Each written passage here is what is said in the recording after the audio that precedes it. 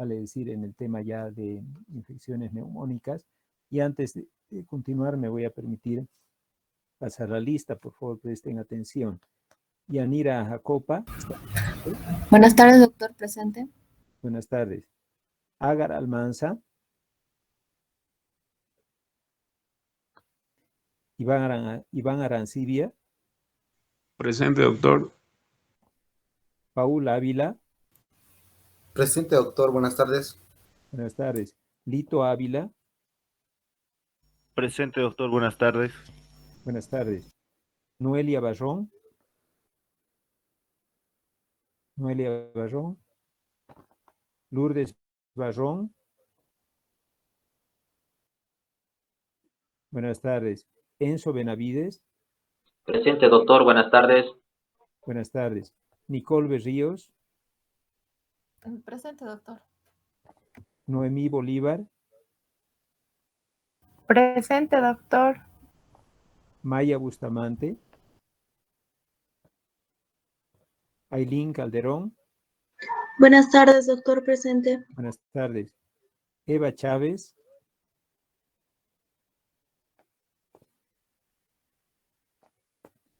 Raquel Chuca. Mabet Copa. Presente, doctor, buenas tardes. Buenas tardes. Silvia Cruz. Presente, doctor. Buenas tardes. Buenas tardes. Rolando Cruz. Mariela Cruz. Buenas tardes, doctor, presente. Buenas tardes. Chino Diverno. Luis Fernando Donaire. Laura Encinas. Presente, doctor. Fernando Escobar.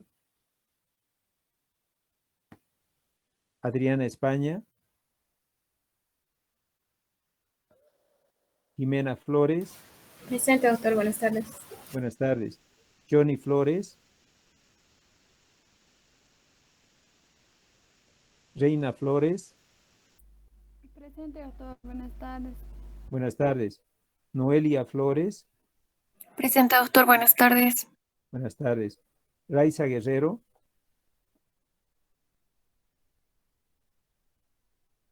Raiza Guerrero. Diana Hinojosa. Presente, doctor. Cristian Guaita. Orlando Castro.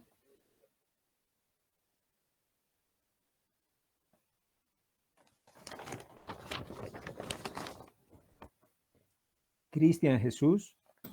Presente, doctor. Buenas tardes. Buenas tardes. Ivanet Yankee.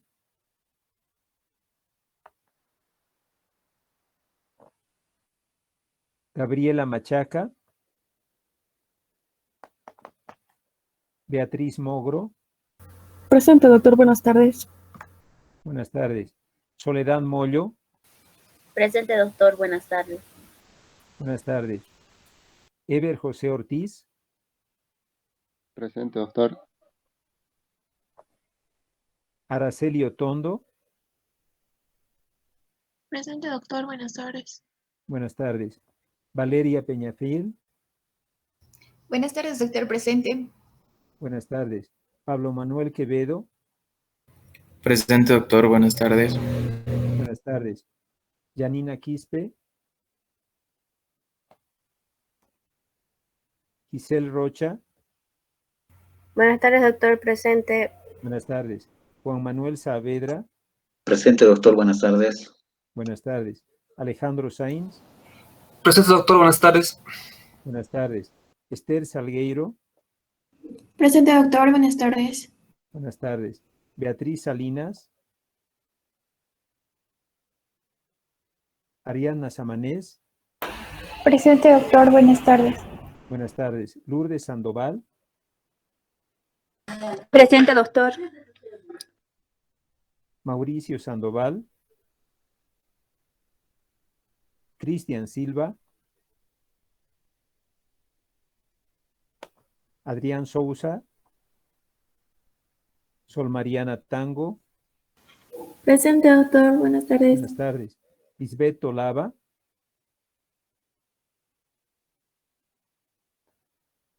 Sergio Vargas. Luis Sven Vargas. Araceli Vargas. Marcelo Vázquez. Ana Ruth Velázquez. Eunice Vélez. Presente, doctor. Buenas tardes. Buenas tardes. Romina Celaya. Presente, doctor. Buenas tardes. Buenas tardes. Efraín Mamani. Guido Mendieta. Jessica Yucra.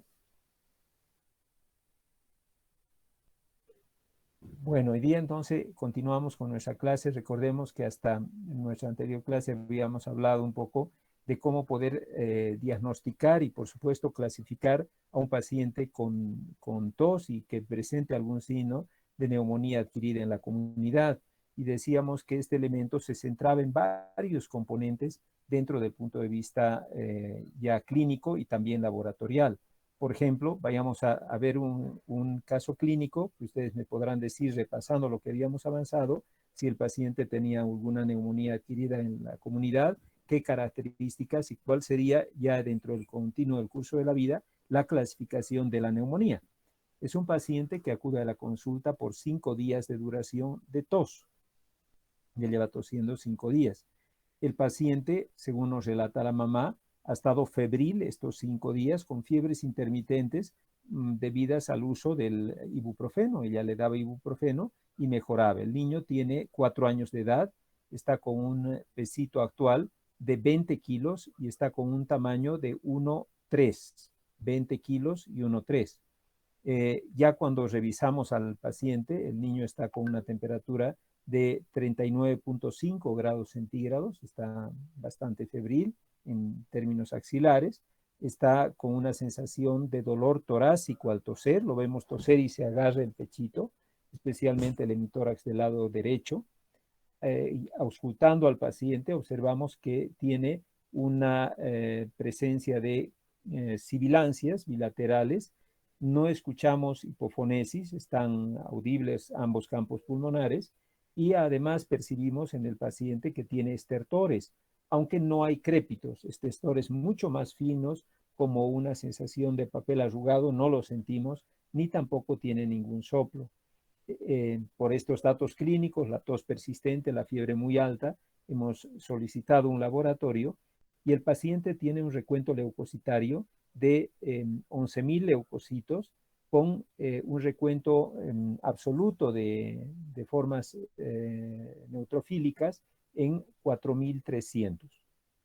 La radiografía de tórax nos muestra un infiltrado iliar bilateral, no hay una imagen de consolidación neumónica. Con estas características, ¿cuál sería nuestra clasificación en neumonía adquirida en la comunidad? ¿Qué opinan ustedes? ¿Cuál sería su clasificación? ¿Alguna sospecha?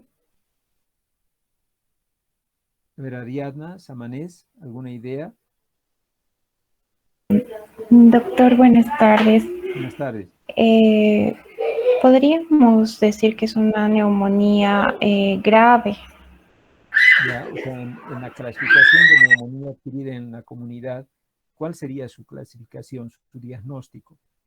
Acuérdese que ahí hablamos de 3 tipos de neumonía, típica, atípica, indeterminada. ¿Cuál sería su clasificación? Es que sería atípica por el recuento leucocitario. Ya. Para ser atípica, ¿cómo tendría que estar su temperatura, Ariadna? Con fiebre, y en este caso está febril el paciente. Ya. Gracias, Ariadna. ¿Alguien más alguna opinión? Abel Valeria, ¿cuál sería su opinión? Doctor, lo que no le escuché muy bien era la auscultación. ¿Solamente presentaba crépitos o no? No, lo único que se percibe son sibilancias. Son Doctor, ¿tiene sibilancias dolor unilaterales. torácico a un lado, dijo? ¿Perdón? ¿Dijo que tenía dolor torácico? Tiene dolor torácico. Él tose y se agarra el hemitórax del lado derecho. O sea, tiene ¿Neumonía típica, doctor? ¿Sería? una neumonía. Típica. Ya, ¿en base a qué criterios? A la temperatura que está mayor a 39 Ya. grados, al dolor, Ya. pues el dolor preurítico y ¿Y cuál?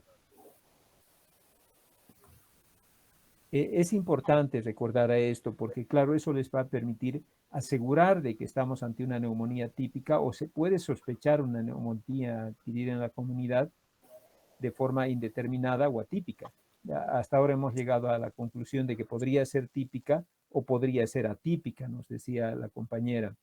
Doctor, Ya, disculpe que le interrumpa. Dígame, Alejandro. ¿Qué dijo acerca de su placa de tórax?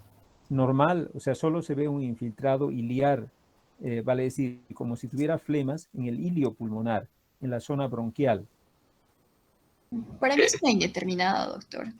Una indeterminada, ya. Fíjense, en realidad para hacer el diagnóstico, recuerden, tenemos que guiarnos por algunos aspectos, evidentemente que son clínicos, les decía, pero también que son radiológicos. Vamos a poner la imagen para que ustedes recuerden. Primero, la fiebre nos da un puntaje para hacer una neumonía típica, pero sería un punto. Necesitamos 3 o más. Hasta ahora solo tenemos un punto. El dolor pleural que tiene el paciente es otro punto. O sea, tiene hasta ahora 2 puntos. La auscultación no tiene crépitos, no tiene hipoventilación, ni tiene un soplo tubárico. O sea, no da para pensar que haya un punto ahí, no lo calificamos. El recuento leucocitario nos ha dado 11.000 leucocitos. Para la edad ya es desde luego un recuento celular alto, pero no llega a los 12.000 que busca como objetivo o como requisito para calificar un punto. Por lo tanto, nos seguimos quedando con 2 puntos, estos de arriba y aquí ponemos 0. Y la radiografía no vemos con imagen de consolidación neumónica. Tiene una imagen de empastamiento iliar, pero no es una imagen neumónica. Por lo tanto, nos quedamos con 2 puntos. Para ser típica tiene que tener 3 o más puntos. Para ser atípica no tiene que tener ninguno. O sea, por lo tanto, no puede ser atípica ni puede ser típica. ¿Será indeterminada? Sí, porque tiene de 1 a 2 puntos. O sea, cumple 2 criterios de los 5 criterios encontrados. O sea, que ustedes podrán poner que es una neumonía adquirida en la comunidad indeterminada. O sea, no estamos seguros de que tenga un diagnóstico certero de una neumonía. Clínicamente más parece una afectación bronquial, aunque sí hay 2 elementos que sugieren una neumonía. Ya como continuo del curso de la vida, no podemos clasificar porque no incluye algunos criterios importantes, como ser, por ejemplo, la dificultad respiratoria, la presencia de runcus o, en su defecto, el estridor muy característico, y, por supuesto, aparte de aquello, los signos de peligro en general, como ser, por ejemplo, que no puede beber, que vomita todo lo que ingiere, que ha tenido convulsiones o que está letárgico, ¿no es cierto?, o inconsciente. O sea, no podemos hacer la clasificación de una neumonía por el continuo del curso de la vida, y para NAC sí tienen los puntajes, pero para hacer una NAC indeterminada. ¿De acuerdo? Entonces, ese será nuestro criterio de clasificación de las NAC. Ahora, aquí habíamos quedado, vale decir, las neumonías pueden tener una etiología, como ven, muy diversa, va desde el estreptococo neumonía hasta llegar inclusive a los virus, ¿no es cierto?, muy frecuentes en el grupo etario de los niños pequeños. Pero evidentemente todo depende de la edad en que estamos hablando. Y en ese contexto etario, fíjense ustedes, aquí les traigo esta imagen que les permite orientarse según el rango de edad de cuál es el agente etiológico que puede afectar a nuestros pacientes. Si hablamos de un niño pequeño que tiene menos o igual o menos de 3 semanas, vale decir un neonato, si se fijan los agentes causales, el Streptococcus agalactiae, vale decir del grupo B, la Listeria monocitógenes o el Enterobacter, Bacillogram negativo, y el citomegalovirus, básicamente estoy hablando de gérmenes de transmisión vertical, vale decir gérmenes maternos. O sea, en este grupo etario lo que pienso es de que la bacteria viene desde la madre, desde la mamá. Por lo tanto, es una etiología básicamente materna. El Streptococcus agalactiae, que es en realidad el principal agente causal en países desarrollados, ocupa aproximadamente en términos de colonización vaginal materna, aproximadamente el 30%, o sea que de ahí surge esta elevada frecuencia. En países en vías de desarrollo o subdesarrollados, los bacilos gram negativos, como las enterobacterias, por ejemplo, la Escherichia coli, es predominante. Y se ha encontrado que en la secreción vaginal de mujeres gestantes ocupan el 40% de frecuencia. O sea, por eso en nuestro país el germen más frecuentemente encontrado en este grupo etario es la Escherichia coli. O sea, vemos que es un cuadro bastante frecuente. Entre las 3 semanas y los 3 meses de vida, un periodo muy importante, ya empiezan a haber otro tipo de gérmenes, pero aquí sobresale el hecho de que ya empezamos a encontrar virus más frecuentes en la vía respiratoria. Probablemente ustedes me dirán, doctor, porque lo que más se enferma a esta edad, el niño, son enfermedades por citomegalovirus. Sí, es evidente.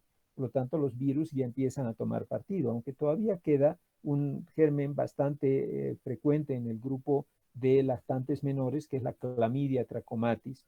El Streptococcus pneumoniae empieza a hacerse ya más dominante y el Staphylococcus aureus también presente. O sea que si yo veo un niño de 3 meses con una neumonía, podré pensar en una Chlamydia trachomatis, por supuesto, un virus sincitial respiratorio, sí, pero también ya debo pensar en un Streptococcus pneumoniae y en un Staphylococcus aureus. Si el niño tiene más de 3 meses hasta los 4 años, estamos en esta imagen de aquí arriba, otra vez vemos más virus, en este grupo etario con mayor frecuencia los virus respiratorios. El Streptococcus pneumoniae también ocupa un papel muy preponderante y menos frecuente el Staphylococcus aureus, el Haemophilus influenza gracias a la vacunación, el Streptococcus pyogenes y el Mycobacterium tuberculosis. Ya la tuberculosis empieza a tomar algún sentido en este grupo etario. Y cuando hablamos de niños más grandes, de 5 años a 15 años, el Streptococcus pneumoniae es frecuente, pero ya no tanto, ¿no es cierto? Pero sí encontramos al Mycoplasma pneumoniae como el agente más frecuentemente encontrado. O sea, repito, el Streptococcus pneumoniae ocupa ya un segundo lugar, ¿no es cierto? Y el Mycoplasma pneumoniae ocupa en primer lugar. Esto tiene relevancia clínica y terapéutica, porque la conducta es muy diferente entre una y otra. Y desde luego la Chlamydia pneumoniae también está presente y el Mycobacterium tuberculosis. Estos 2 primeros son los más relevantes en este grupo etario. Sin embargo, aquí hay una diferencia muy clara. Usted me dirá, doctor, ya, ¿y cómo voy a saberlo? Si recibo un paciente de 10 años, póngase, y sé que debo pensar en un Mycoplasma pneumoniae, o en un Streptococcus pneumoniae, ¿cómo voy a saber qué es uno y otro? Acuérdese que el Mycoplasma pneumoniae está asociado con neumonías muy indeterminadas o atípicas, pero no tiene una connotación de una neumonía típica. Sin embargo, el Streptococcus pneumoniae es muy claramente típico, ¿no? Da neumonías típicas, para decir con fiebre muy alta, una imagen de consolidación neumónica, leucocitosis altísimas, 18.000, 19.000 leucocitos. O sea, realmente mucho compromiso clínico y laboratorial que nos permite generar una diferenciación muy importante. O sea, que recuerden estos gérmenes para responder inclusive a esos casos clínicos que los referíamos inicialmente. En países subdesarrollados hay algo que es bastante llamativo, que hay muchos niños que son portadores de Streptococcus pneumoniae en sus vías respiratorias y Haemophilus influenza. Mira, doctor, pero ¿cómo puede ser esto si actualmente hay una vacunación universal contra el Streptococcus pneumoniae y contra el Haemophilus influenza? Puede ocurrir porque recuerden que el estreptococo que se vacuna son las 13 cepas más predominantes, pero indudablemente hay muchas otras más cepas que pueden causar enfermedad en los niños. Y el Haemophilus influenza generalmente se ha visto que los que van atacando a los bebés son los no capsulares. El de la vacuna es el capsular, ¿no es cierto? Ya sabemos que el antígeno de la vacuna pentavalente contra el Haemophilus, ¿alguien recuerda qué era? el antígeno protector contra el Haemophilus influenza en la vacuna pentavalente. ¿Se acuerdan cuál era? Era el poliribosilfosfato. Es vale decir, un polisacárido capsular del Haemophilus influenza. Y eso es lo que en realidad protege solo a ese tipo de hemófilos y no a todos. ¿De acuerdo? El hemocultivo es algo que es obligado cuando ustedes estén en el hospital. Van a tratar de aislar el germen a través de un hemocultivo, pero lamentablemente, de acuerdo a las series distintas que se hacen, no alcanza más del 30% de positividad. O sea, es muy difícil en hemocultivos aislar un germen con un paciente con neumonía, por ejemplo, estreptococo neumonía. O sea, es poco frecuente encontrarlo. Por lo tanto, no nos es de mucha ayuda. Las pruebas serológicas con la tecnología GRAM para muchas bacterias, lamentablemente nos da muchos falsos positivos. ¿Por qué, mire usted? Porque obviamente el niño puede haber tenido cuadros infecciosos previos y quedar con todavía anticuerpos presentes que nos pueden dar lugar a falsos positivos en los pacientes. Y los métodos invasivos, sí, recomendables, pero en algunos pacientes, como por ejemplo aquellos niños que tengan un derrame pleural. La punción pleural obviamente será muy importante para llegar al diagnóstico, como así también el aspirado broncoalveolar en los pacientes gravemente enfermos. Ahora bien, hay algunas recomendaciones para lograr un buen diagnóstico y buen manejo de nuestros pacientes, ¿no es cierto? Primero, definir correctamente el caso, lo que nos ocurrió anteriormente. Hemos visto que ese nuestro paciente, el que hemos analizado de 4 años de edad, es un niño que tiene una neumonía indeterminada. Por lo tanto, es muy difícil poder decir que con este tipo de neumonía indeterminada sea un estreptococo neumonía, porque no tiene las características de una neumonía típica. Por lo tanto, habrá que pensar que probablemente estemos ante un micoplasma neumonía o una neumonía viral. Podría ser por un virus sincitial respiratorio que genera mucha sintomatología bronquial obstructiva. Fíjense, la clínica nos ha servido para definir con claridad el diagnóstico. El reconocer la severidad de la enfermedad es también importante porque nos permitirá tomar una medida más urgente. Por ejemplo, si estamos en un primer nivel de atención, derivar rápidamente a nuestro paciente. Si yo veo al paciente que tiene dificultad respiratoria o signos de hipoxemia, basta medirlo con una pulsoximetría periférica, pues yo diré, no, este niño está hipóxico, urgentemente lo refiero al hospital, ¿no es cierto? Aparte de aquello, desde luego, siempre recordar que en pacientes con sibilancias, como nuestro pequeño paciente de hace un momento, puede ser que la sintomatología que tenga, por ejemplo, dificultad respiratoria, taquipnea, esté debida no a la neumonía en sí o a la sospecha de neumonía que he hecho, sino que sea debida a la broncoobstrucción que tiene el paciente. Por lo tanto, antes de iniciar un esquema o referir el paciente, será perentorio el uso de un broncodilatador inhalado como es el salbutamol, ¿de acuerdo? Como hasta prueba terapéutica que está por supuesto perfectamente recomendada y que el paciente tiene sibilancias. Entonces esa será nuestra recomendación, ¿de acuerdo? Ahora bien, veamos este otro paciente. Es un niño de 3 años de edad, es un niño más pequeño, tiene 12 kilitos de peso. ¿Qué les parece el peso? ¿Cómo está? ¿Alguien me puede decir alguna idea de cómo está el peso? Está disminuido, doctor. Ya, Bueno, idealmente, sí, idealmente todavía no hemos visto la tabla, pero con 12 kilos está bajo, más o menos por edad debería estar en unos 15, ¿verdad? Y sin embargo está en 12 kilitos, ya está delgado el pequeño. Nos está consultando porque tiene tos de 3 días de duración.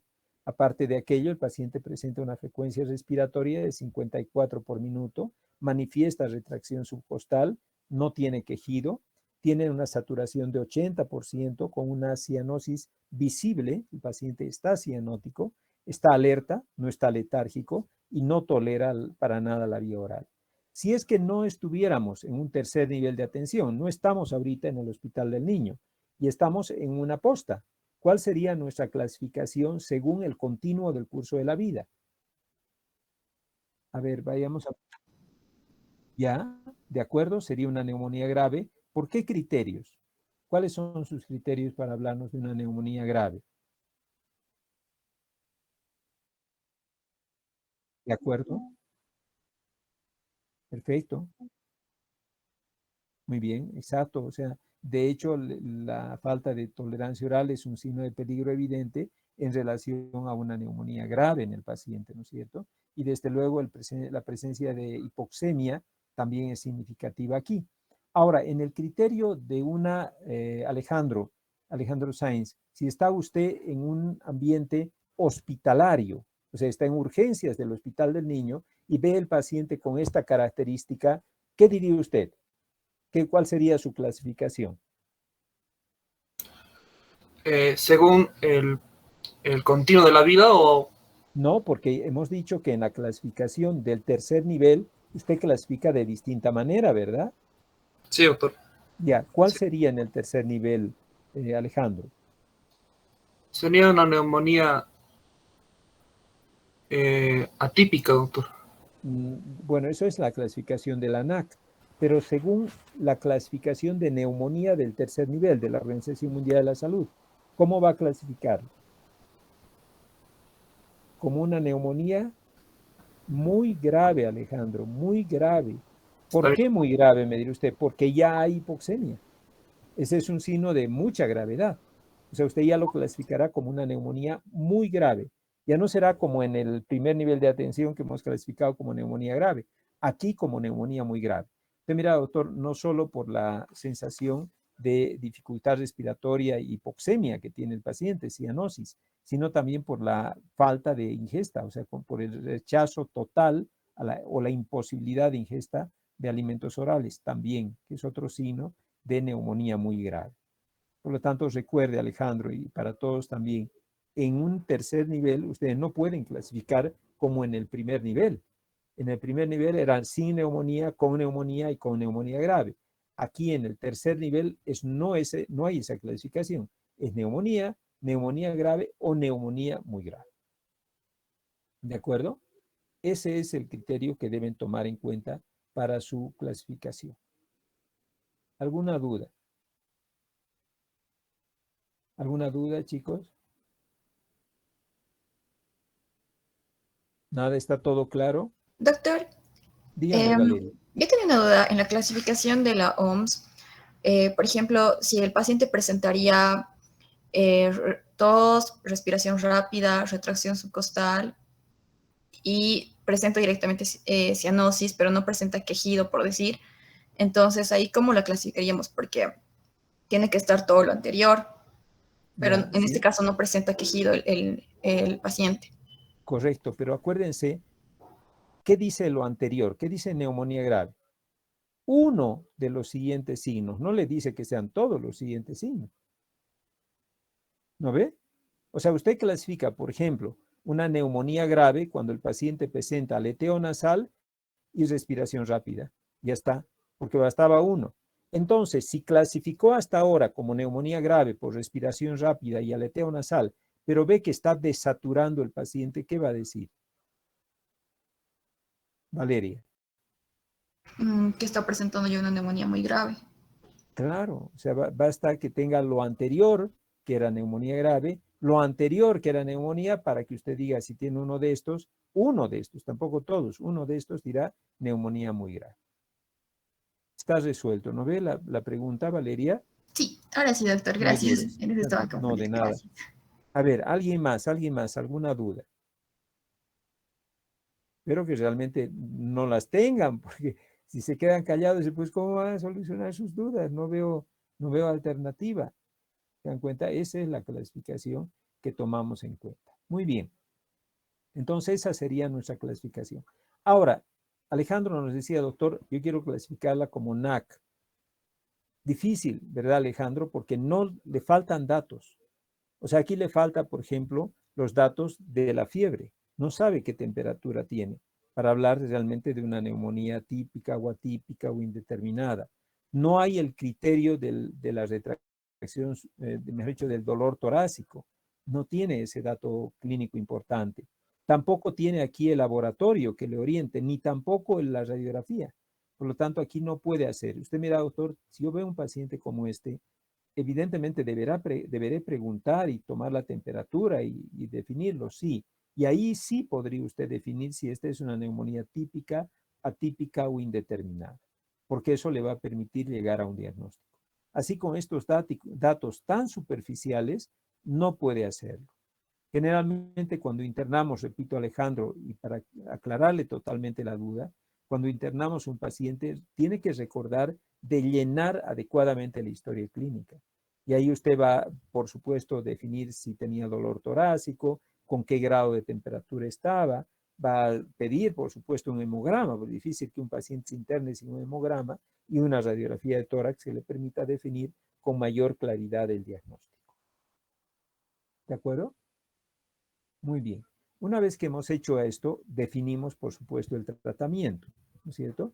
En la neumonía, desde luego, el tratamiento es muy diferente, muy variable, de acuerdo a lo que estamos hablando. Lo que estamos viendo aquí es una neumonía grave, definida como grave aquel paciente que presenta tos y además presenta taquipnea y seguramente algún signo de dificultad respiratoria, ¿verdad?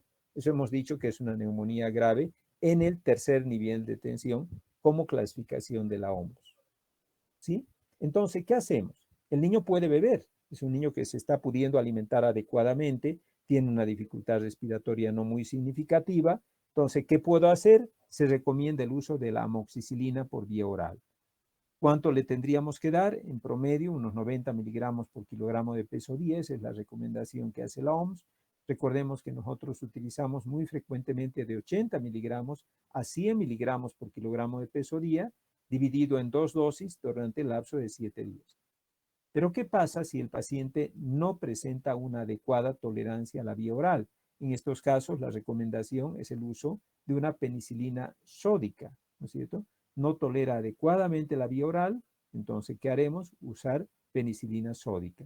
La dosis es de 100.000 a 200.000 unidades internacionales por kilogramo de peso día, dividido entre 4 para que sea cada 6 horas. Y una vez que tenga en el paciente mejoría, por supuesto voy a pasar nuevamente a la vía oral. Ahora, si no mejora en 48 horas y estamos con un paciente que tiene, por supuesto, una neumonía, siempre debo asegurarme de que no haya alguna complicación, como por ejemplo podría ser una extensión del proceso neumónico al otro campo pulmonar también, o podría ser la formación de un derrame pleural. En esa situación tendré que pensar hasta en una etiología diferente y por supuesto rotar mi esquema terapéutico, estoy hablando a las 48 horas, con cloxacilina más cefotaxima. O sea, no es solo cloxacilina o solo cefotaxima, sino es una terapia biasociada. Obviamente el objetivo aquí es cubrir al estafilococo, ¿no? Y también con la cefotaxima agarrar a los gérmenes sensibles o mejor dicho, resistentes a la penicilina con la cefotaxima. Ese es el criterio de tratamiento en el paciente que no ha respondido adecuadamente después de 48 horas a una terapia convencional con ya sea amoxicilina o penicilina sódica. ¿Alguna duda hasta aquí? ¿Hasta aquí alguna duda? Doctor, disculpe, tengo una duda con frente a la clasificación.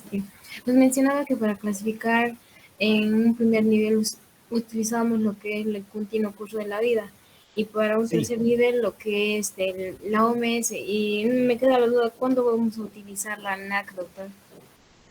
La NAC cuando estén en el tercer nivel. O sea, a nivel ambulatorio, recuerde usted, difícilmente va a poder hacer una radiografía de tórax o va a poder hacer un hemograma, ¿verdad? Ahora, si usted puede hacerle una radiografía de tórax y un hemograma, sería no correcto no clasificarla como NAC. Determinada, indeterminada, típica o atípica. ¿Por qué, mire usted? Porque, claro, tiene la posibilidad de hacerlo. O sea, no está prohibida de hacer una clasificación de NAC en cualquier nivel de atención. Lo más común es que se haga en el tercer nivel, porque ahí usted tiene ya disponibilidad de hacer radiografía, hemograma.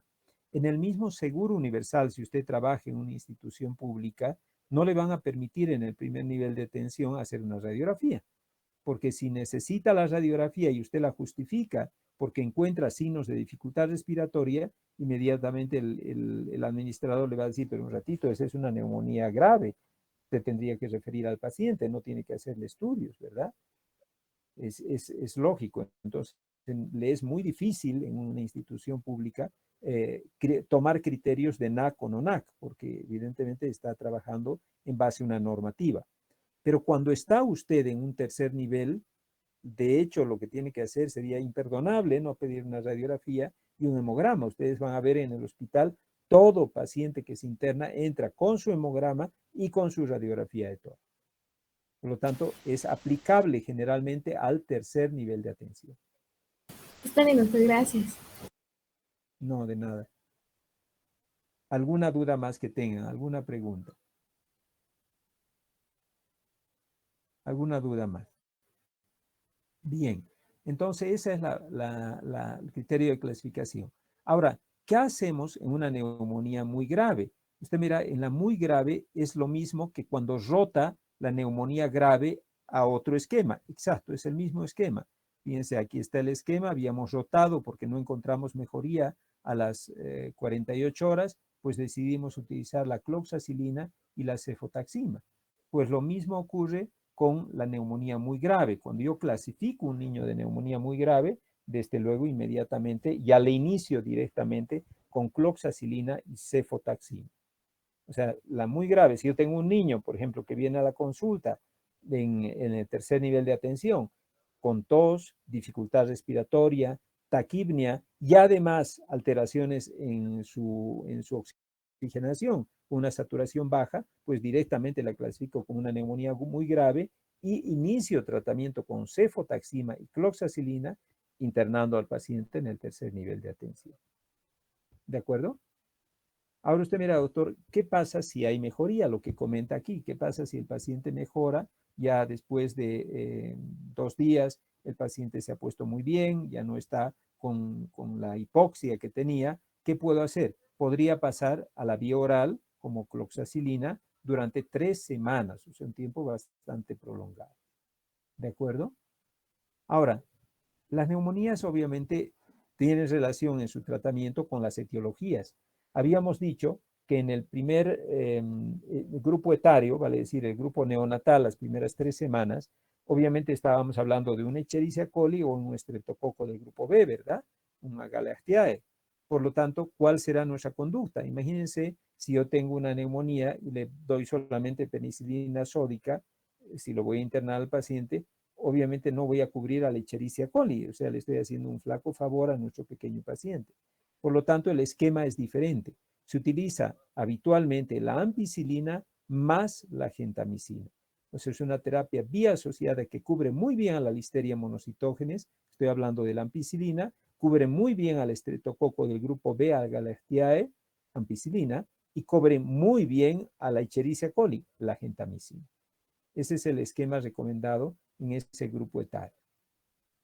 ¿Qué pasa si me acude a la consulta un paciente con desnutrición aguda grave? O sea, vale decir, es un niño que tiene un peso por debajo de la -3 desviación estándar en relación a la talla. Entonces, mi conducta será tratarlo como una neumonía muy grave. O sea, directamente en este tipo de pacientes entro ya con el tercer esquema que hemos visto en la imagen. ¿De acuerdo? Ahora, los niños con VIH, aparte de considerar, ¿no es cierto?, el uso de la ampicilina y gentamicina, ¿no es cierto?, en niños más grandecitos, habitualmente agregamos el cotrimoxazol a este esquema que estamos recomendando anteriormente. En el paciente primero, en el caso 3, en este, ¿no es cierto?, este niño de 3 años, ¿cuál sería nuestro tratamiento? ¿Qué haríamos? Sería para desnutridos agudos severos. Ya, pero ¿está segura que es un desnutrido agudo grave? No me he fijado en la tablita. No, exacto, no entra dentro de un desnutrido agudo grave, es una desnutrición aguda moderada la que tiene. ¿Cuál esquema recomendarían? ¿Qué esquema recomendaría? A ver, vamos a hablar con Sol Mariana Tango, que la veo que está aquí también. Sol Mariana, ¿qué haría usted?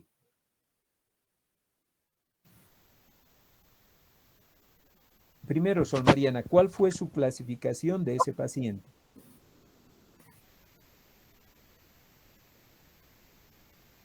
Mariana, ¿recuerda la clasificación del paciente?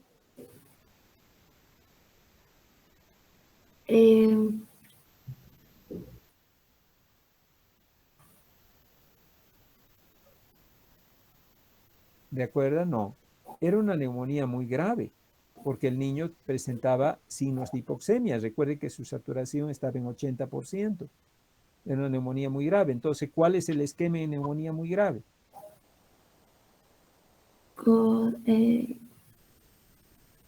Damos 2 medicamentos, doctor, y No se acuerda. Era la cloxacilina y la cefotaxima, son Mariana. Cloxacilina y cefotaxima. Ese es el esquema que voy a recomendar. Cloxacilina 200 miligramos por kilogramo de peso día, fraccionada en 4 administraciones, y la cefotaxima a 100 miligramos por kilogramo de peso día, fraccionado en 3 administraciones. Esa será mi conducta terapéutica en ese paciente que habíamos comentado. ¿De acuerdo? Bien.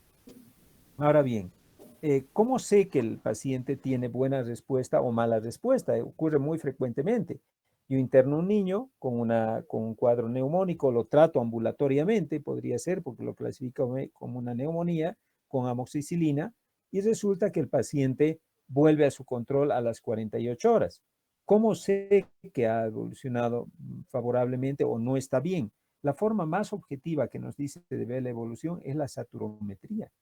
O sea, más que inclusive la taquipnea o la ausencia o presencia de fiebre, uno diría la fiebre, doctor, o sea, si sigue con fiebre después de 48 horas no está yendo bien. Eso no es cierto, porque la fiebre en un niño tratado adecuadamente y con buena sensibilidad al germen no desaparece sino más allá de las 72 horas.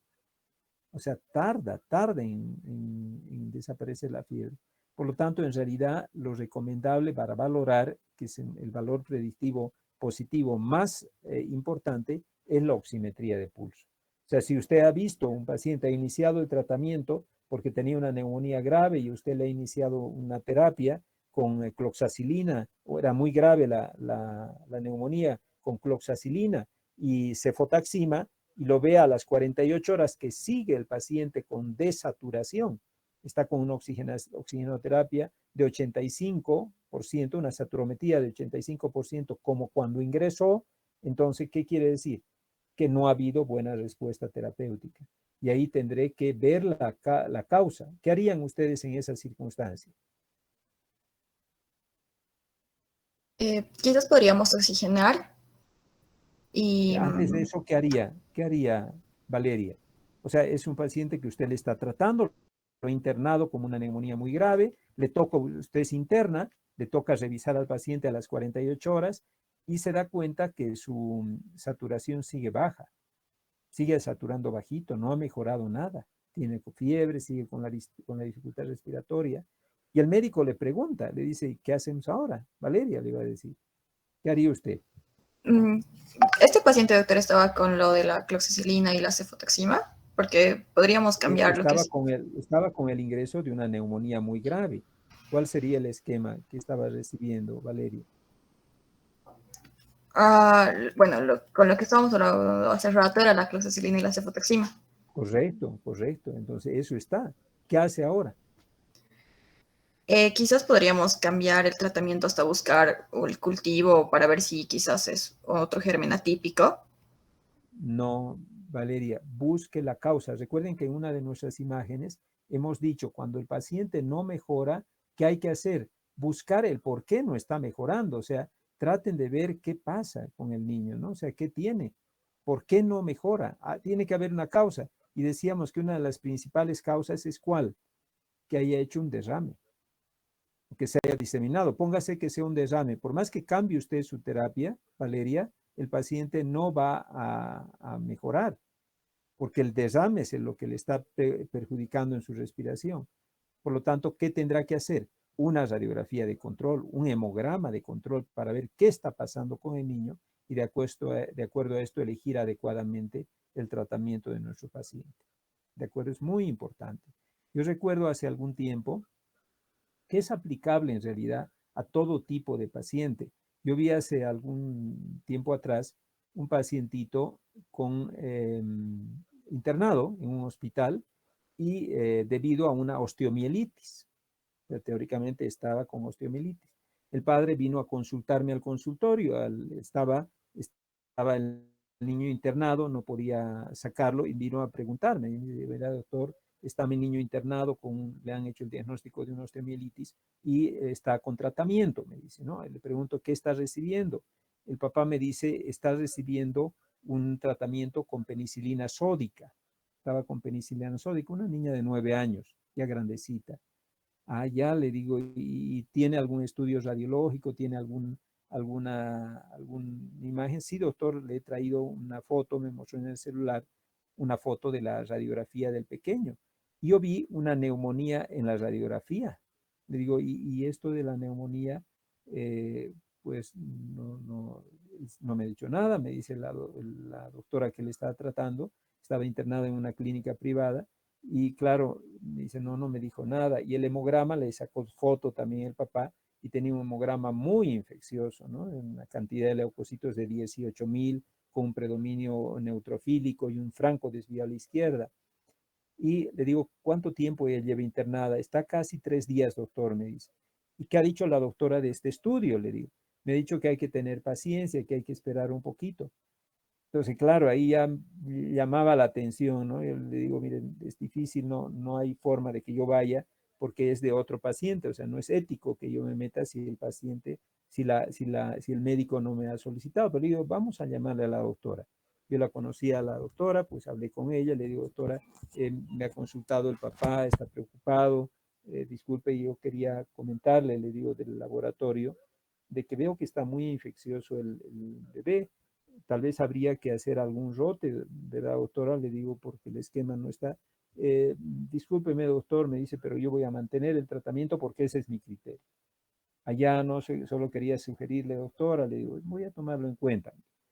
A los 2 días volvió el papá, preocupadísimo porque el niño llegó a estar en terapia intensiva, o sea, lo sacaron inmediatamente porque presentó un severo cuadro de dificultad respiratoria y estaba con ventilación mecánica en una unidad de cuidados intensivos, con un derrame pleural masivo. O sea, lamentablemente los niños no son aquellos que pueden esperarnos mucho tiempo, se empeoran rápidamente, por lo tanto siempre busquen el motivo. En este caso, obviamente, el esquema terapéutico no estaba muy bueno para la osteomielitis, pero peor aún para la neumonía, ¿no? Hay que pensar que si ha hecho una neumonía era un estafilococo lo que tenía, y obviamente el esquema tendría que haber sido diferente. O sea, siempre estar alertas y buscar la causa antes de decidir un cambio terapéutico. Y usted mira, doctor, ya, digamos, y lo que se cuestionaba Valeria, y ahí se ha frenado, es decir, ¿y qué le cambio? ¿A qué le puedo cambiar?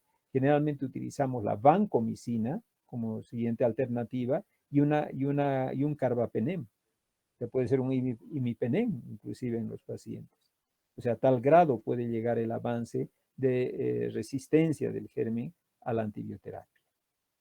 Bueno, espero que les haya podido ayudar la charla que hemos dado. Lo que nos queda ya es muy poquito, felizmente. Solo ya tenemos que hablar sobre por qué puede haber fallado el tratamiento, algunos exámenes complementarios, y lo que les pido es que lean un poquito la interpretación radiológica de un paciente torácico, ¿no? O sea, con patología pulmonar, para poder un poquito ustedes también orientarse cuando estén en el hospital y vean las radiografías de los niños y poder decir, a ver, cómo voy a hacer la interpretación radiológica. Y tratar de responder a las preguntas de varios casos clínicos que les presentaré al final de nuestra siguiente reunión. Bueno, jóvenes, que les vaya muy bien. Espero que les haya servido la clase y nos vemos el día viernes. Hasta luego. Que les vaya bien. Hasta luego, doctor. Hasta luego. Hasta luego, doctor.